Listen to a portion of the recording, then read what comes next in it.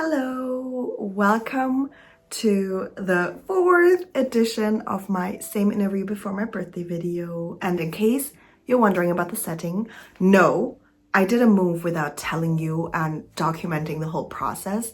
I'm just filming this from our Airbnb in Sweden. I was thinking of just filming and uploading when I'm back in Germany, but my ambitions got the best out of me. If only it would kick in a little bit earlier.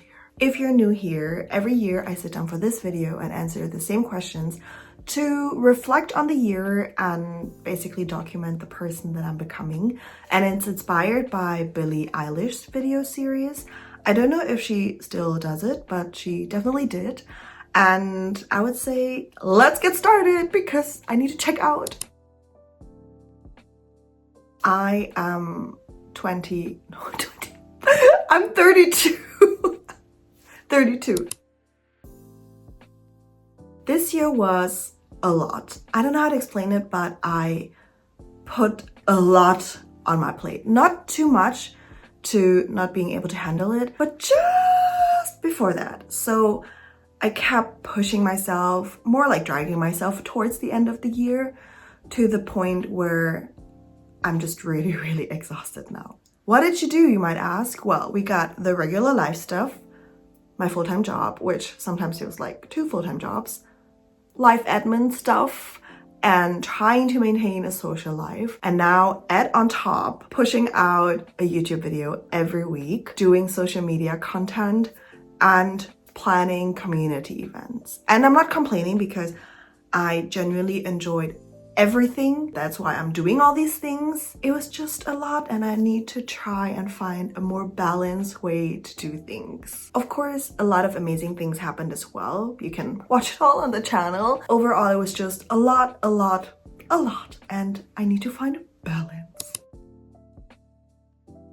This year, I learned how incredibly important it is to have a routine and especially to get back into it. It might sound obvious to some or maybe not big enough to be a lesson, but that's definitely a learning that I'm taking away from this year. So what happens is that usually I have my routine and things are going fine, but due to the nature of my job, it can get really, really crazy and I throw all my routines overboard. And then once we're back to normal, I need forever to get back into my routines, if I get back into them at all. I'm currently in this phase where I don't really have any routines and I've just learned that it's not good for my mental health. I am incredibly unmotivated, lazy, and procrastinate a lot, which leads to unnecessary stress. A really good example is this video. I knew it was gonna happen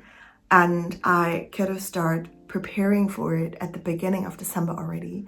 But in my mind, I was like, whatever, I have time. Now we're one day before publishing and I just thought of all the things I wanted to say last night and just finished everything before I started filming this video. And I could have just avoided all the last minute stuff if I would have just had my routine and felt more motivated and less lazy and stopped putting things off until the last minute, which is usually not my way of doing things anyway. So that's why it's personally not good for me to not have any routines. What led to this was, first I was on vacation, then in November I was traveling for work for almost half of the month, and then it's the holidays. And you know, nothing really happens during holiday season. Not to mention that I'm also traveling a third of December. So I'm really looking forward to a fresh new start with January, even though I'm also traveling in January for work for 10 days. It's okay, I'll manage. We got this. Fighting. I came across this pretty late, just end of November, but it's been stuck in my head ever since because I can resonate with it so much. Maybe you don't notice your progress in life because you're always raising the bar. If you've been following my videos, then you know that I am my own worst critic. I have irrationally high expectations of myself and nothing is ever good enough. Oh, you can see my 2 layers of clothes because it's winter in Sweden. But yeah, I've gotten much better with it, and reading this quote really shifted my perspective and helps me whenever I'm about to spiral into a negative mindset. Let's see what we got this year. I kept the promise that I made with myself and uploaded a YouTube video every single week. The few times that I didn't upload was due to work or traveling, but I never skipped because I felt too lazy or anything, and that was the main point of this promise. That leads me to my next point. I improved my discipline. I briefly talked about it in one of the quarterly resets. I really felt a change in pushing through when I didn't feel like it or just wanted to give up. And it kind of makes me feel like I didn't have any discipline before that. Another accomplishment that I'm really proud of is that this year I used my sports membership the most since signing up.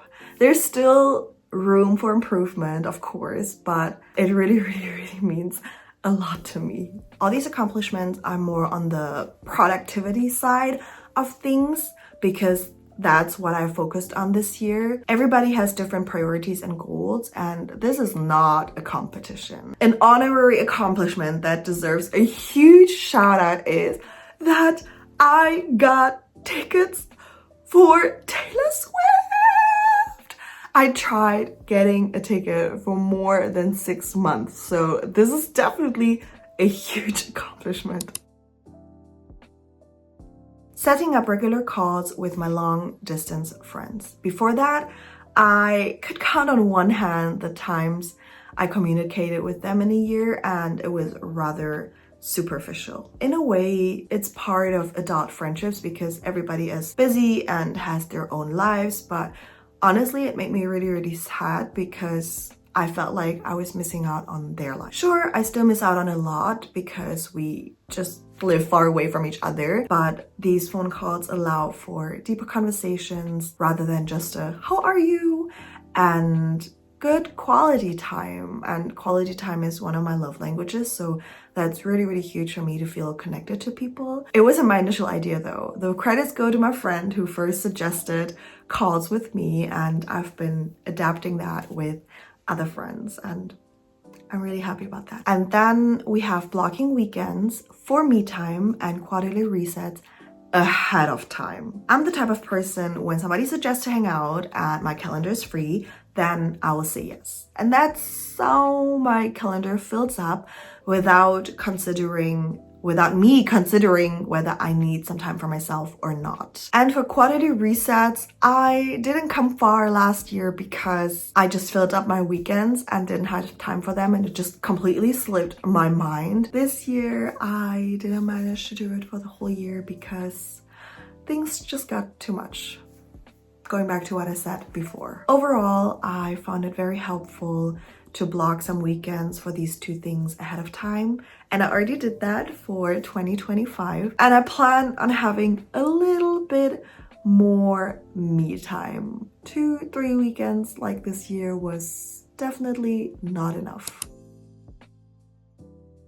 For the 3rd time, creating content, which I've been already doing a lot this year and really enjoy, but I guess I need to think of a different answer. Traveling and cooking. Oh my god, that sounds so lame, but that's totally okay because it makes me happy. But those are the 2 things on top of my head that I thought of to answer this question.